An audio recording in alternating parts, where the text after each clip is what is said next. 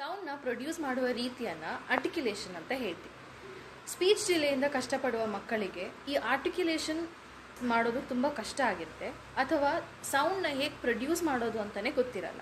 ಸಾಕಷ್ಟು ಸಮಯದಲ್ಲಿ ಮಕ್ಕಳಿಗೆ ಪ್ರಾಪರ್ ಐ ಕಾಂಟ್ಯಾಕ್ಟ್ ಇರೋದಿಲ್ಲ, ಅಥವಾ ಮಗು ಪೇರೆಂಟ್ನ ಕರೆಕ್ಟಾಗಿ ಅಬ್ಸರ್ವ್ ಮಾಡಿರಲ್ಲ, ಅಥವಾ ಅವರು ಪ್ರೊಡ್ಯೂಸ್ ಮಾಡ್ತಿರೋ ಸೌಂಡ್ಸ್ನ ಇಮಿಟೇಟ್ ಮಾಡೋದು ಕೂಡ ಕಷ್ಟ ಆಗಿರುತ್ತೆ.